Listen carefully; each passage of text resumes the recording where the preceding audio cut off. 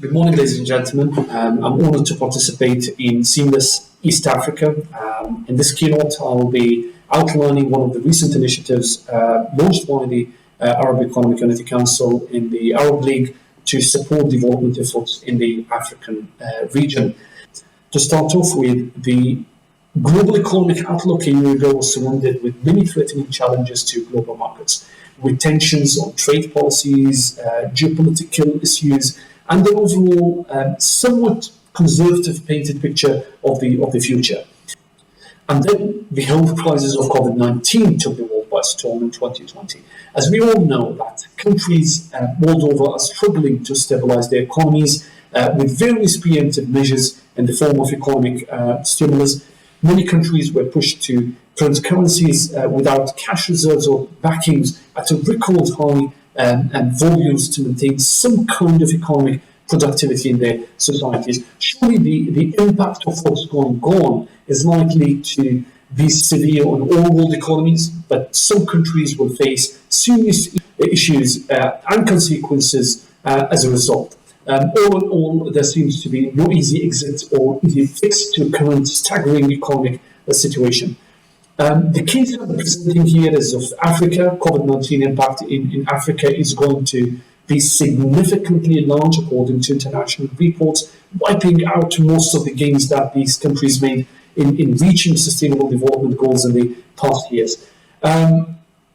Looking at the international statistics, poverty rates, for example, are expected to increase. A snappy decline in GDP per capita in all countries in Africa, with an expected economic contraction exceeding $500 billion. In this case scenario, it may take another 4 years to reach the 2019 levels, or in worst case scenario, it may take up to 2030 to reach the levels of 2019. How can we read this in light of other challenging inputs? Let's look at the population demographics, for example. According to the United Nations' latest report, Africa's population is set to double in the next 30 years. More than 450 million population would be in the working age, with another 400 million young people joining the workforce lines. In looking at these numbers, the issue of employment opportunities, together with other social economic challenges, will certainly become unsmiling topics on the table. Let's look at another challenge.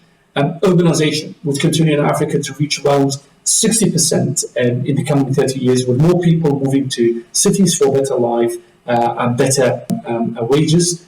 This would mean further stress on already meager infrastructure. Another example, let's look at this. The chart on the screen provides a comparative cost of electricity in Africa as an example, using the case of owning a refrigerator for a year. The cost of power might be more expensive than the refrigerator itself. Today, only 1 out of every 3 people has access to electricity in Africa, and this varies between the different countries. In general, there is likely to be lots of resource crunching in African countries in relation to food, water, power, jobs, infrastructure, health, education, and the list goes on. The SDG development goals are already lagging behind, and lots of sustained efforts are needed to uplift the region. If these inputs are not taken into account and not seriously addressed, then the issues that may come along with them could simply bring catastrophic consequences.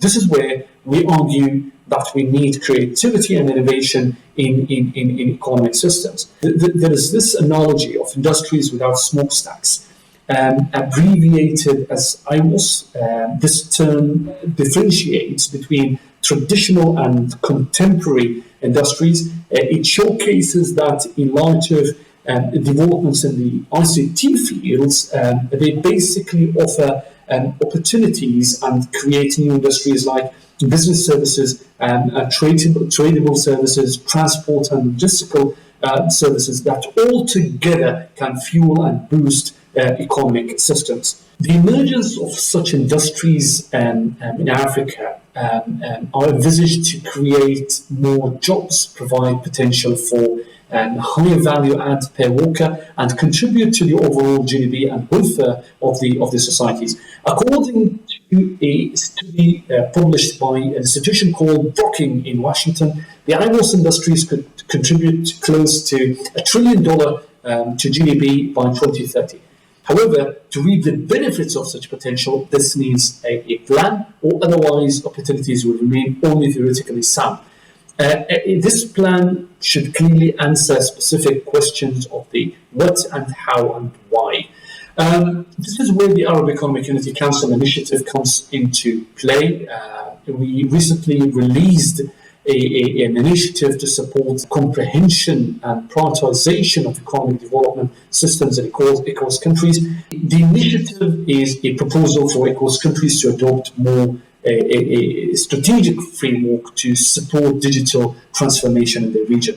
Digital transformation is what digital economy concept is all about, as it uses modern technology, or what we call the fourth industrial revolution tech, to change the worldview on how we create value in today's global economy. Of course, no economy today can run in traditional norms or in isolation from technology. Based on this fact, we argue in our proposed blueprint that digital economy is coming with a promise, not only to transform the way resources converted into economic value-added outcomes, but will also redefine our views on the available resources and how to utilize them to address existing economic and social challenges. The proposed blueprint was built on mainly three pillars: digital infrastructure, digital government, and digital business, and was linked to 7 primary programs as shown on the screen. I'll leave some details to the video that I'll be sharing shortly that outlines our initiative.